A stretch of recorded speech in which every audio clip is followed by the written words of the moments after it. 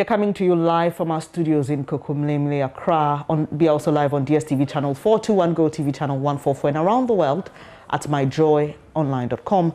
Now, enumerators have commenced counting of all persons today as part of the 2021 Population and Housing Census. They worked throughout the night to count the first category of persons made up of outdoor sleepers and travelers. Speaking at an event to mark the census night, government statistician Professor Samuel Kobinainim said enumerators have so far been successful in doing their work. He listed boundary disputes and lack of cooperation on the part of some persons who do not see the relevance of the census as challenges. Maxwell Agbagba was with the team. Here's his report. We'll bring you that shortly because we have to take you to Pantang, where staff of the Pantang hospital have hit the streets this morning protesting what they say is government's failure to deal with encroachment on the hospital lands. They say that the activities of land guards have been affecting their work and they fear for their lives. As you can see the live visuals there, some of them clad in red. Manuel Kranting will be joining us shortly with details, but you can see there some of them also holding placards in their hospital scraps. You can see a doctor whose name is labeled on his shirt there. You can also see some really upset health workers. So once we get Manuel, he'll be able to describe more to us what's happening. We can also see the police there. As you know, with events like this, you definitely need the police's presence. So if Manuel can hear me, Manuel, tell us what's happening at Pantang this morning. Yes, Bennett, so what you can currently see in your shots are some of the aggrieved health workers with the Pantang government hospital. Well, they are today up in arms on the streets of the Pantang area, demanding immediate government action, essentially on the state of land at that particular hospital. Well, for years now, they have been besieging government and in fact asking that government clears encroachers and other private developers who have now taken over the major part of the land, exposing them to risk of attacks from some, they say, land guards, etc. Dr. Alex is one of their leaders. Dr. Alex, exactly what is your demand this morning? All right, so this is no new demand. We are saying that we are fleeing from our unsafe work environment. About a year ago, we wrote to so many stakeholders. We wrote to the Ministry of Health, Mental Health Authority, the Speaker of Parliament, the Parliamentary Select Committee on Health. We copied our MP, and the list goes on. We've written even to the presidency, you name it.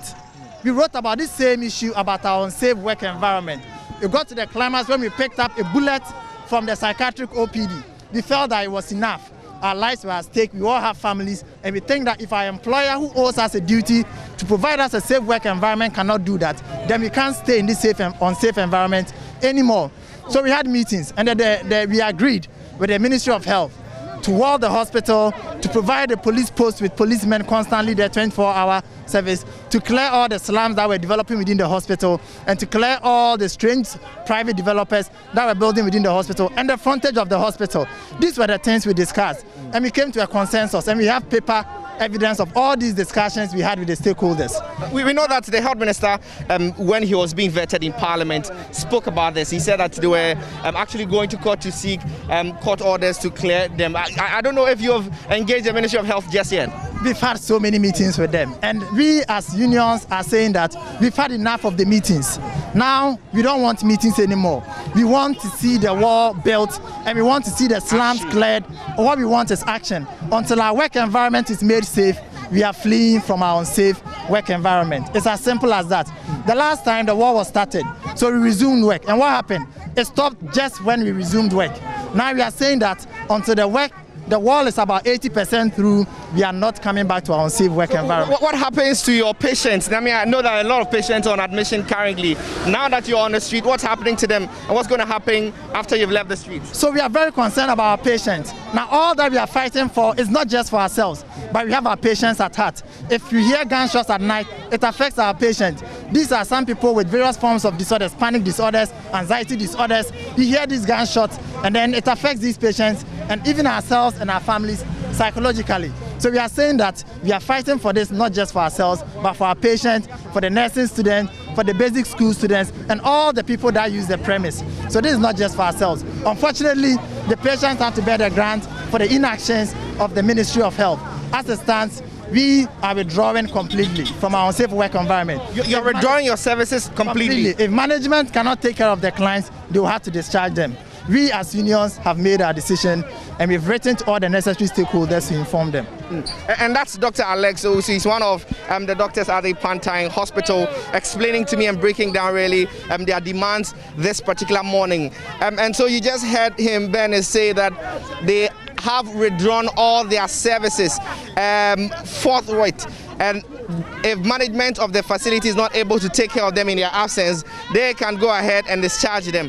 But for them, they are not going back to their duty post. So which particular departments in the hospital are going to be affected by this particular, all the departments, the psychiatric OPD, the medical OPD, the dental unit, the eye unit, and all the units. So for now, the only people we are considering are the chronic wards, which we are allowing for about a week or two, and then the similar action will be extended to the chronic wards.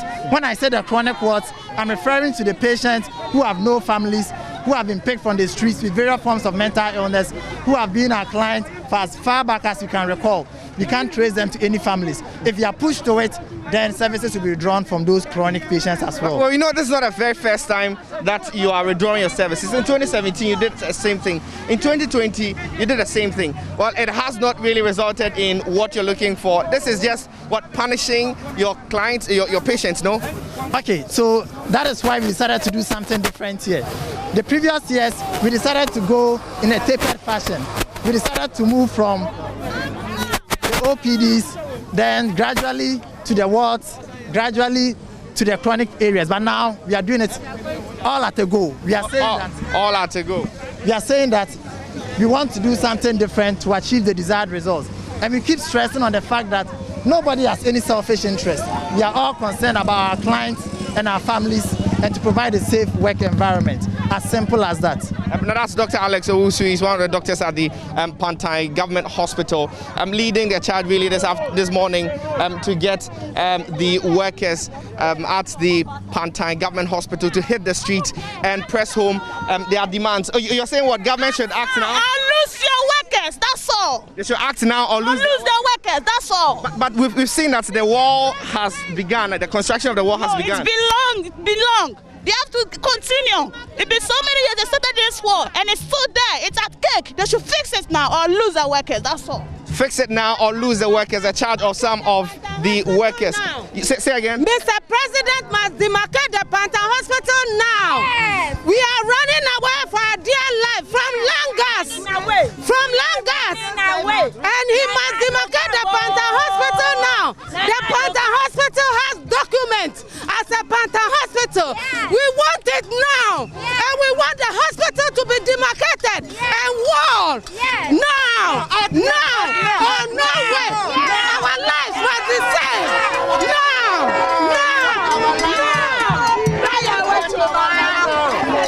And so you're hearing the workers shouting on top of their voices, calling on government to act now to get the lands at the Pantang Government Hospital demarcated and properly walled to protect them from external attacks.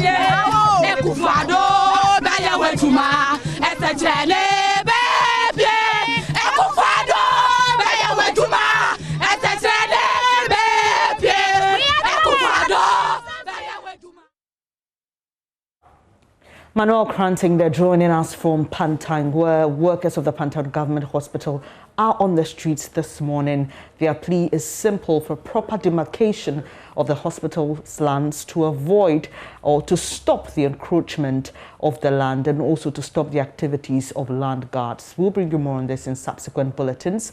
Away from that, officials of the Ghana Statistical Service began counting citizens in the Ashanti region who spent the census night at the Asafo VIP transport terminal in Kumasi.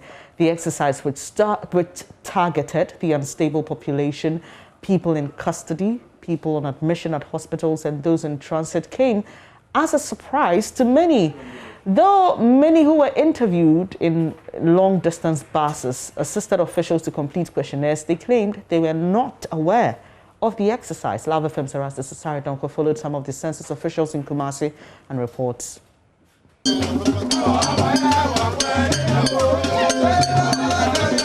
Some enumerators on the procession on the Osu-Oxford Street, together with the government statistician and other officials, they shared leaflets and other educative materials. Similar awareness creation exercises took place in different parts of the country. Census officials gathered in their numbers at the Asafo VIP terminal in Kumasi to begin the enumeration. At 8 p.m., they started mounting long-distance commercial vehicles, beginning the exercise. So currently we are here at the VIP station, and as you can see, officials have gotten onto this bus, which is bound for Accra, and they are starting the enumeration of the occupants of the bus. This exercise is focusing tonight on unstable population, that is people in transit, those who are traveling from one point to the other, people in hospitals, people in the prisons, and people who are sleeping outside. This is the Subin sub-metro. We have other districts that are also conducting the enumeration this night in many other districts across the Ashanti region. Some complained they were hearing of the census and the exercise for the first time that night. I didn't expect anything like this, and I didn't know such a thing was going on as at this time.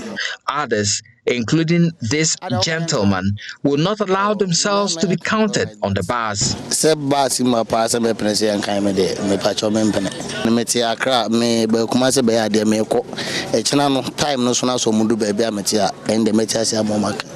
Regional statistician Dr. Kwabna Abakamensa noted the need for the census night to capture the unstable population starting the night of June 27th. Census night is very important. It is the statistical reference point for all the questions in the census document. So for every question that we are going to ask starting from today onwards up to the 11th of July, we will refer it to tonight.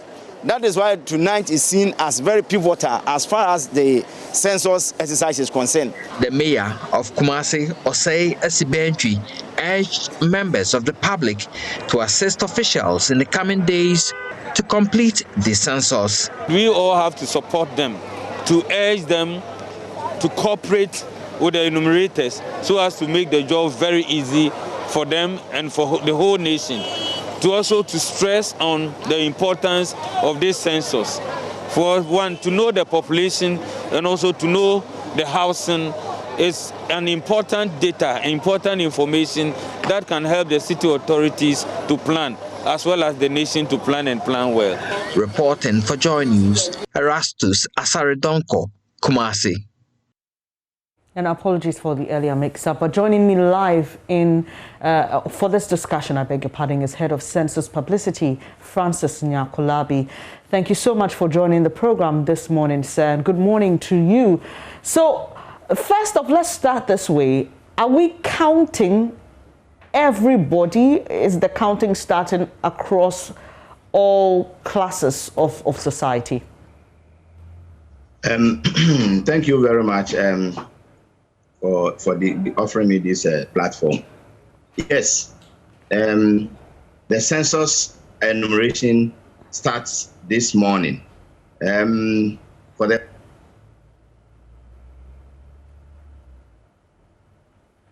Hello, Mr. Labi. Hello, Mr. Labi, we've lost your sound there. Can you kindly unmute? And now, starting the actual enumeration. So the actual enumeration of census has started, having celebrated the census night last night. So what should citizens look out for when they hear a knock at their door from someone who claims to be a census official?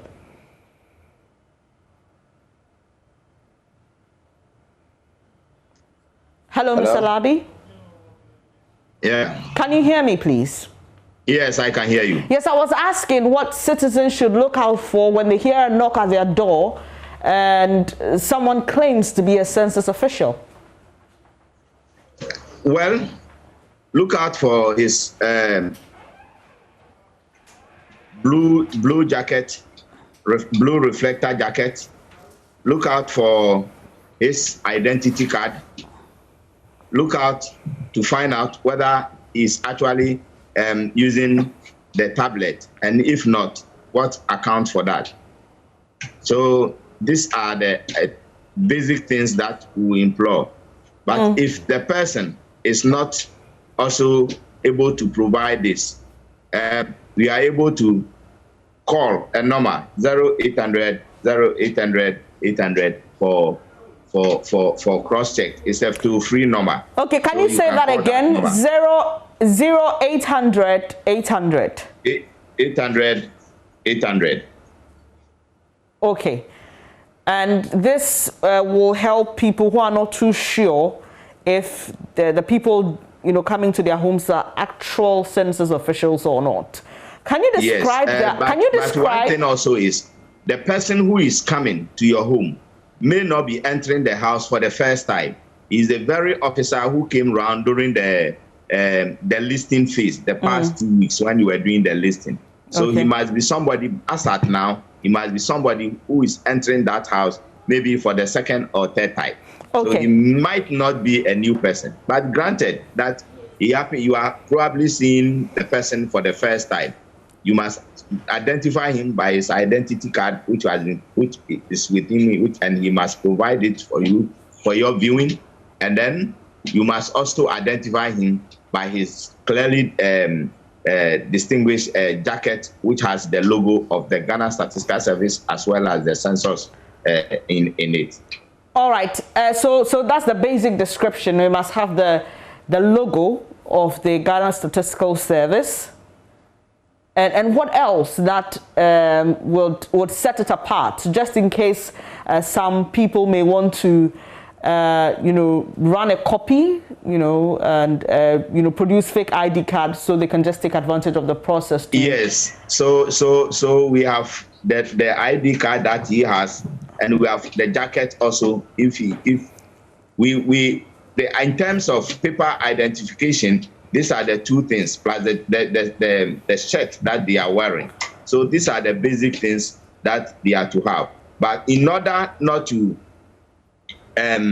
make somebody unnecessarily suspicious, what we are saying is that you can call this toll-free number 0800 800 800, and then the person identity will be proven to you after some time. So or within that period. So this is the basic thing. We are very much aware of the possibility of people identifying themselves falsely into this exercise. But thank God, as we move on, we haven't so far come across any such thing. But we are not still saying that because of that, that situation will not happen. We are still alert and working on it. Can you describe the kind of questions that I'll be asked by an enumerator? This phase, the emphasis is on the questions. And so, as it will be expected, we'll ask you a question about your name.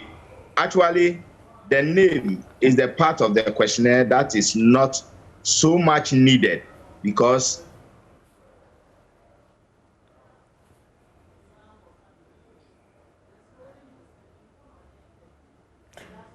hello, Mr. Labi. I think that you may have accidentally muted your device again. Can you kindly unmute it?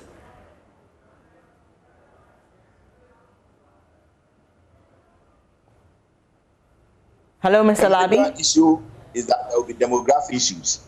So we have to ask you your name, your age, and things like that.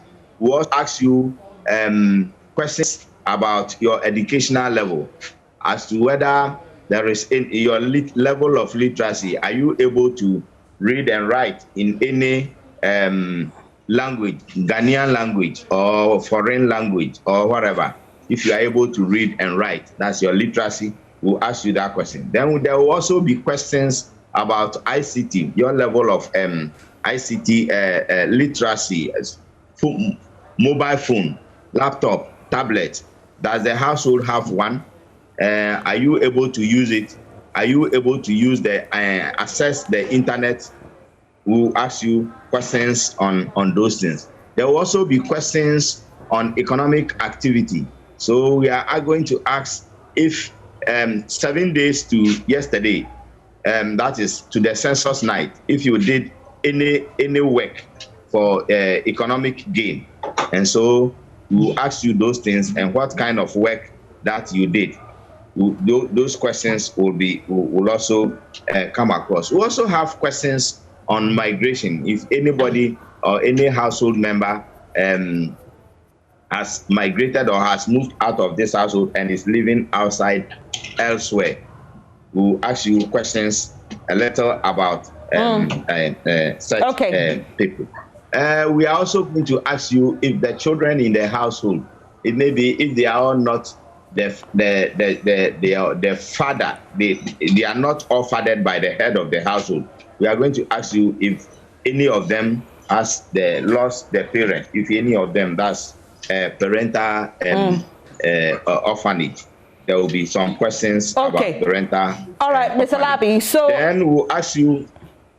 Sorry, I had to cut in there. Am I required to answer all the questions, or I can choose to, ignore some or pass them on? Oh, technically, every question that is being asked there has a basis. Every question has its uses, and so we will wish that once you avail yourself to the questionnaire, the officer to go through the questionnaire, we will very much wish that you provide the responses to all the questions. Actually, if there is a particular question, maybe that is the responses you are not aware, and maybe you need to make reference to somebody who is not available, those questions, you can indicate it to the census official. He will go and come back another time to take those ones to complete the interview. So let me create this scenario. I live alone, and it's a self-compound house, so I don't have neighbors, or I don't live on the same compound with neighbors. When you come to my home and I'm not around, and my work doesn't permit me to come home early enough to meet census officials, how do I make sure that I get counted? So thank you very much. It is a situation that we are going to encounter a lot on the field. But what would then happen is that the first day I come and I don't meet you in the house. So I may make an inquiry, or maybe think that the next day I will come and meet you. So the next day I come again. If I don't meet you, then I will inquire from your next door neighbors. And then they will tell me that, oh, this woman, she leaves very early and comes very late. So we have what we call callback cards. I will either leave the callback card to somebody. It has my contact and my name. Then I will fill my portion and give it to the next door neighbor. When you see that she has come, or early in the morning, please give it to her for me. So when you take it, then you will see the content, and you also provide your identity, how I can meet you. So on it, we can now, when the officer comes to pick it the next day, you'll be able to put a call through, and then you can discuss to know when and where the two of you can meet for the exercise. Very interesting. Thank you so much for giving us some details on that particular one, because I presume that a lot of people will fall within that category. Finally, these enumerators who are going to come around our homes first, you've told us the kind of identities or identification we should look out for. Am I required to admit them into my home? Maybe they come and I say, well, let's stand at the entrance of my house and do this. Is that permitted, or I necessarily have to admit them into my home? Really, admitting the person into your home is not a requirement, provided as you come, you can get a convenient place to sit. Convenient for yourself and convenient for the enumerator also. So it's not necessarily your home, because everything that he needs, he is required to ask you the question. It is only when we get to housing, when we get to the housing section of questionnaires, there are certain things he is to observe. And so if he's in the house, you could make those observations, something like the roofing of the building, and that one, even standing outside, you could look at it. Ceiling of the house. Is the house sealed or not? You could observe without necessarily asking. So that is it. Those few things, if he happens to be inside the house, it gives him the advantage of just observing them and not bothering you with those questions. But seriously, if for one or two reasons, especially for security reasons, you decide to provide him with all the information, it will just take you, let me say, maximum 30 minutes. And then when he is through, that's all. The basic thing he needs is the information. As to where you are providing that information is not so much a criteria for the interview. So he can run the interview at any place. Let's quickly wrap up this conversation, sir. There were earlier reports of people who said that they were going to request money from census officials before giving the information. But what if I encounter an official who I think did not conduct their job professionally, or I think I want to make a report to the Ghana Statistical Service about how they handle themselves in my house? How will I do that? It is welcome. You can call the same toll-free line and put the request. If it is that person, the district census office, which is closer to you, you can also go there and make a report there, and that officer will be. It is easy, very, very easy to identify an officer who misbehaves on the field. So the moment you come and you give us your house number, we will be able to know. When we check our documents, we'll be able to know that you are located at this position. And if you are located at this place, then this is the officer we are talking of. So with a little description that to guide us, we'll be able to get that person, and then punitive measures that is required will be meted out. Okay, so finally, on the bit of people who may not be at home when census officials arrive, will counting be done in offices and corporate institutions? Seriously or technically, offices counting will not be done in the offices. But this is a situation where you are working, you have come to find your callback card, and you think the easiest way to do it is when the officer comes to your office. If the office is not too far from your house, maybe let's say in the village, in the same community, the enumeration officer should be able to come there. But if it is in urban areas like as we are here, and then your office is, let's say, Pantang, and the enumerator, maybe your house is Kaswa, and you are asking the census officer to move from Kaswa to Pantang for the enumeration, it will become a little bit of a problem for him. So in that case, I would prefer that then you agree and have the interview done on phone. Oh, so the interview can be done on phone too. Thank you very much. It can be done on phone, yes. Thank you very much. We appreciate your time here this morning. Really insightful conversation. Francis Nyakolabi is head of census publicity for the 2021 Housing and Population Census. Don't forget, if you still have any concerns, the toll-free number is 0800 800 800. Let's stay a while on the census. Officials in the Techiman municipality of the Bono East region are optimistic that the 2021 Population and Housing Census would help bring development to the area. They believe this will raise the municipality's status to a metropolitan one. Municipal Census Officer Alex Anyate says enough preparation has been made to ensure the safety of officers as they embark on this exercise. The exercise, which commenced on the 27th of June, targeted travelers, people who sleep on the streets, and guest houses, or persons who were guests in hotels. all is set for the 2021 population and housing census to take place in all the 11 municipal and district assemblies of the Bono East region. Authorities in the region are optimistic that the exercise will help with the needed data capable of aiding development within the area. Mr. Alex Anyete is the Techiman South Census Officer and the second in command at the Regional Census Office. Bono East region is a new region that has been carved out of the former Bono Ahafo region.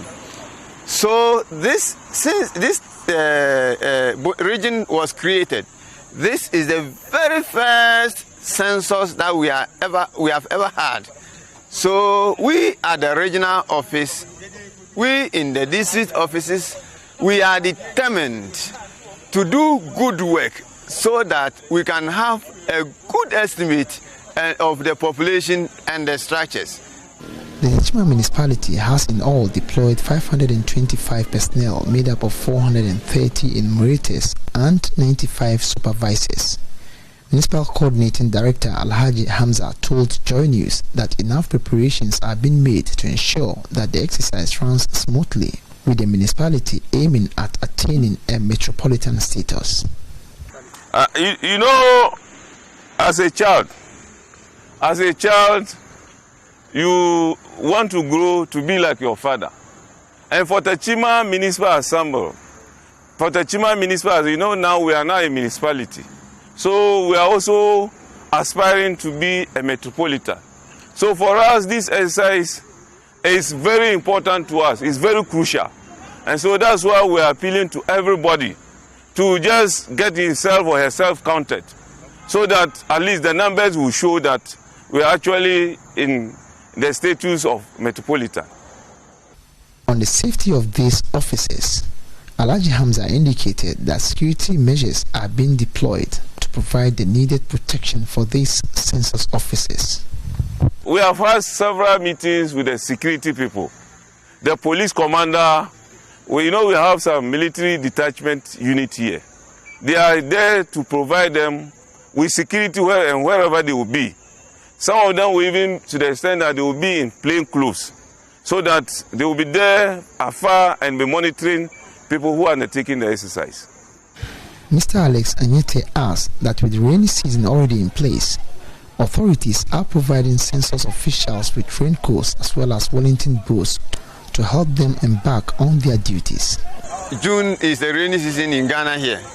What HQ Statistical Service did was to find Wellington boots and then raincoats for all, so that as they go, apart from the people getting wet, they are also carrying other items that they use for their work that we do not want it to be moist. We do not want rain to touch. So we are protecting the human beings and we are protecting our gadgets from rain. So they have the Wellington boot and they have the raincoat. He urged all to be part of this exercise by cooperating with census officials. I want to plead with everybody. It is when they compromise with us, it is when they support us, it is when they agree with us that we can do this. So please, everybody out there, when the census officer comes to your home, entertain them. They will come ask permission, then allow them, give them some time to do the enumeration so that we can get the complete coverage and then we can get the accurate data that we have targeted. You count, so get counted. Reporting for JoyNews, Anas Sabit, Techiman. Away from the 2021 Population and Housing Census, Vice President Dr. Mahmoud Bawumia has charged authorities of the Tamale Senior High School to make a conscious effort in improving the school's performance during the WASI. He said though the school currently has a high percentage, they still need to go a bit higher. Dr. Bawumia said this is a key requirement in re-establishing the school among the elite senior secondary schools in the country.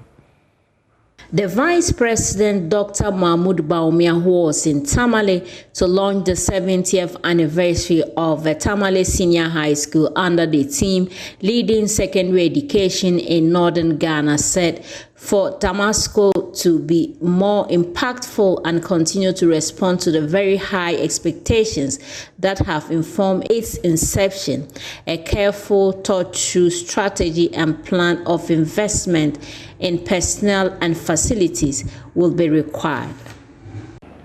Our Chairman, distinguished ladies and gentlemen, notwithstanding the successes chalked up by the school since its inception, recent trends show that there is still a huge room for improvement. On the WASI school performance rankings, for example, a conscious effort has to be made to improve on the number of candidates passing and progressing to higher education as a percentage of those being registered for the exam. We have a high percentage, but we want it higher. This is a key requirement in re-establishing the school amongst the elite of the senior secondary schools in the country. However, for the school to be even more impactful and continue to respond to the very high expectations that have informed its inception, a carefully thought-through strategy and plan of investment in personnel and facilities would be required. While you do this, please be assured the government will be there to support you. We shall be doing this as part of the broader national vision and strategy of His Excellency the President, Nana Addo Dankwa Akufo-Addo, for repositioning the entire educational system to produce a critical mass of assertive and empowered Ghanaian students equipped with the relevant skills for socio-economic transformation. He said the president's vision has resulted in one of the most fundamental reforms in the school system to be carried out in the country. Indeed, my Chairman, the president's vision has resulted in one of the most fundamental reforms in the school system to be carried out in this country. Away from education, Chairman of the governing NPP, Freddie Blay, says disregard for COVID-19 protocols at the funeral of the former General Secretary of the NPP, Kojo Usuefie, popularly known as Sir John, should not open the floodgate for any group of persons to demand a right for demonstration or a protest. Mr. Blay insists the breach was a mistake and should not be repeated anywhere across the country. His comment comes on the back of the police attempt to bar the Fix the Country campaigners from staging a street protest against government. The police says is over fears of a possible spread of the coronavirus pandemic. In an interview with my colleague Chrissy Parker-Wilson, Mr. Blay observed that the police should not allow a total breakdown of safety protocols. The Sir John issue, I've talked about it before. It was a funeral, or not just a gathering. A funeral which was organized by the family of Sir John. Quite a number of important people were invited, of course, including the president, vice president, and yourself, and myself. Where I was there, they put in place elaborate COVID protocols. Unfortunately, the numbers that got there quite big, I must say. But you could see that within a very short period that all the personalities and so in spite of all of that quickly went away. Even then, as you can see, people have criticized it. And I'm saying that while they are entitled to criticize it, it doesn't mean that it should be repeated elsewhere.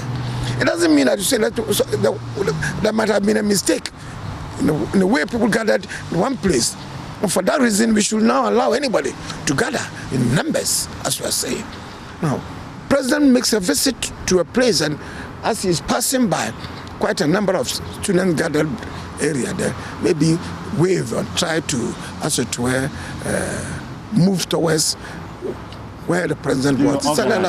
Now, well, I don't know what they're talking about. I don't believe they were organized. But but don't make it look like I said, merely because what happened was in St. John, and maybe some breach of protocols, allow anything else to go through, allow the procurator to break down all over the place and allow people to gather.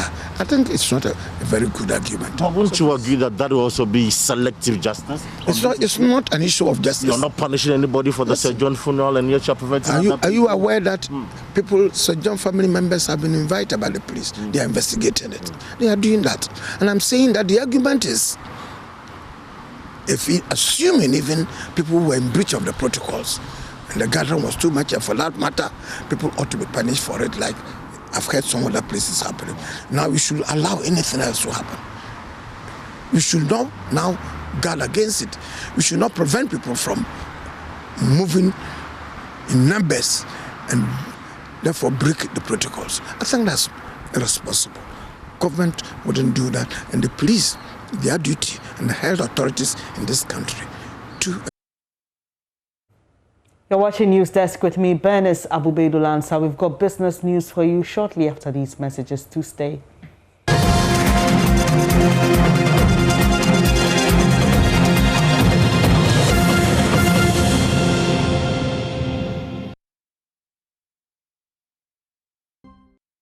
Hi, good morning. Welcome to Business. My name is Darrell Kwao.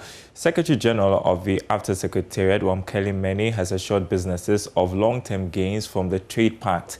However, he is urging businesses to be patient with the process as expanding into a new market takes time to materialize. Mr. Meni spoke to Joy Business at the launch of a book by Dr. Daniel Macaulay, Chief Executive of Magdan Group. General Secretary for AFTA, Wamkeli Meni, assured businesses of benefits and long-term profits from the African Continental Free Trade Agreement, but he implored businesses to be patient to fully enjoy the benefits of the agreement. They should look out for long-term yields, for long-term results. When you expand the market from your region or from your country, you expand into a new market rather, the opportunities take time to present themselves in the way of improved profits. You have to establish the supply chain in the new market. You establish new networks in the new market. So it does take time, and we know this from other parts of the world. However, the most important thing is that we've taken the first step. We've created a very, very strong trade environment on the continent, which provides preferential treatment, but we must be patient. It's going to take some time.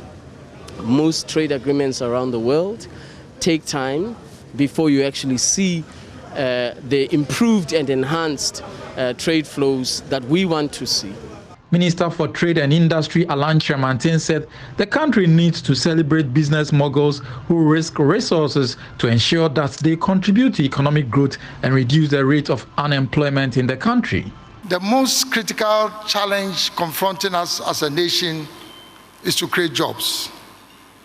Every year, 300,000 young people graduate from our tertiary institutions.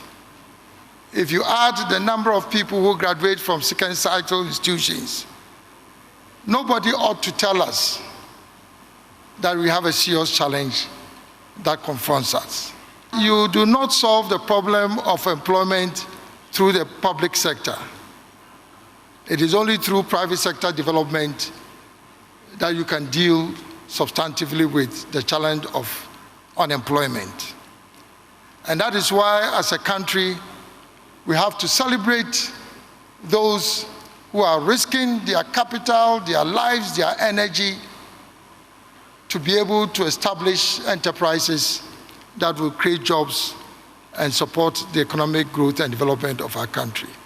Meanwhile, Chief Executive of Magdan Group, Dr. Daniel Macaulay, tells businesses to persevere and be optimistic about the future despite the challenges they are facing. Well, as a businessman, risks supposed to be one of your cardinal marks that you shouldn't forget. I mean, turbulent times can come, but that what makes you an entrepreneur. So for me, though it's been turbulent, but I want to encourage them to let them know that there is light at the end of the tunnel. Every time there is a pandemic from the 50s, 60s, 80s, there's always a business boom.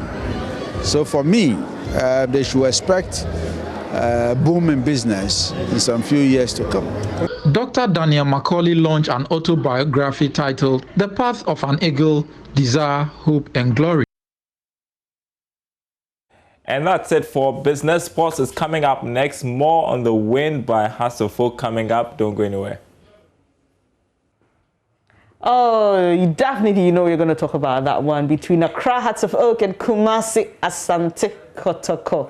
So I win the bragging rights here, definitely. I think Maps and I need to do a a video of me trolling her because you see, unfortunately for Mapito, her team lost and my team won by 1 goal to 0. Yes. A very painful defeat. And you were bringing us live commentary from the stadium. In fact, we just on that promo that you did, we will have to look at reconciling what we have put out there, because in the battle between myself and Gary, I won as well. We didn't do the next part, the Chelsea versus Man City. And now you have also won with Phobia beating Kumasi Asante Kotoko. I think it was a very good game, a very good showcase for Ghana Premier League, a good advert. And I'm happy about it. And it just goes again to re-emphasize the point that when Accra Hearts of Oak and Kumasi Asante Kotoko are competitive, or when they stay competitive, there's a ripple effect across the league. Every club would benefit because Hearts of Oak are doing well there, on the verge of winning the Ghana Premier League title. It means that the next game against Drops will be one that the Hearts of Oak everybody's looking out for. And more fans to the stadium means that more revenue for even Ebusua Drops, who are going to be the host team and all of that. So they have to stay on their feet for a long time to be able to bring the others along. So hopefully this is not just one of those seasons, but it's going to be something that's going to continue, and then we can get to enjoy it. On the surface of things, fantastic goal. Okay, let's talk about the controversy there, because and this is what happened, okay? And you can ask anybody who was in the Asempa studio. I was working over the weekend, and I entered the studio after the first half, and the guys were watching the game, and then I said, look, I've brought the goal. In less than 30 seconds, the goal was scored. I mean, look, and for those of you who follow Hans, I made a statement that, you know, this thing is more than just support. Okay, it's deeper, you know, and when you sense it, when you know it's coming, you know it. But now the word in town is, oh, it was an offside goal. Oh, no. There's nothing, no offside. Did the linesman raise his flag? The linesman didn't have any reason to raise his flag because Habib Mohammed was right back there playing Banier on. And so there was no problem at all. No thing about an offside. In fact, George and his team had a fantastic game. There was no problems at all. Tell me about the mood in the stadium when that goal came, because it was the first attempt. Yes. And it wasn't successful. And then there was a bit of reorganization, and then the goal came. But tell me the mood in the stadium at that time, and what happened when the goal was eventually scored. It was crazy. And those of you who know Accra Hearts of Oak, they begin to sense that the goal was nigher because they started having a lot of opportunities when the second half started, and they were playing more expansive. So Salif Ibrahim hit a shot, and it took a ricochet. I mean, he came back, and Salif hit that one. I don't know whether he was passing or he was hitting a shot, but it went straight to Bania, and Bania quickly on a half volley touched the ball very well, and it went above straight into the post. And there they go, and they got the goal. And the Accra Hearts of Oak fans were screaming on top of their voices. For a long time, even in commentary position, we had to suck in the air, suck in the energy because it was really tight. And you know, when I was in with Gary, and before the commentary, I told Gary, all right, Gary, you know, after this game, we have Belgium and Portugal. Yeah. May you be hereby warned that you have to manage your energy. He says there's nothing we can do about it because there was so much energy, you know, out in that stadium. And look, it just went up there, and the fans were so excited about it. The Kotoko fans, when Imalonete was injured, they were singing BBC. But then after the goal, they went quiet. Yeah. And what this means is that the Accra Hearts are 2 wins away from winning the Ghana Premier League title. They need 6 points from the last or the 3 remaining games, and they'll be done and dusted. it's right that everything is not done, but I thought the two sides sold a very good game for Ghana football. And Barnier. Oh, I wish we could bring Mapito on set, but she's getting ready to come for interactive. You know, I just love Mapito because she's she's so strong because she's wearing the Kumasi Asante Kotoko jersey coming to do the show. But hey, I mean, we have to leave the studio for Mapito to take over. I really wish she joined us on set, but it's all fine. We'll find a way. We'll find a way. You girls, you are the poster girls of this Super Clash. Oh yeah. And. Phobia runs through my blood. Yeah, it does. I can see that it does. If you could sense the goal 30 seconds before. Oh, yes. And you can ask Wallace or anybody. They'll confirm it. They'll confirm it. We have to add it to the ways and means team. Thank you. But I think Barnier is a fantastic guy. That goal was Daniel Lai, the referee as well, did a good job. And another pick out was Robert Adusoa, the defender of Accra House. Cool, calm, collected, and just about doing the best. All right, thank you so much, George. And we wait to see. We've got our fingers crossed on who wins the ultimate. The Ghana Premier League is still a close one to call, and we've got about 3 more games, but 2 games to decide. 2 games to decide. So, for Hearts of Oak. Yes, for Hearts of Oak. So let's see how it goes. But thank you so much for your company on this edition of News Desk. And you know how we say it.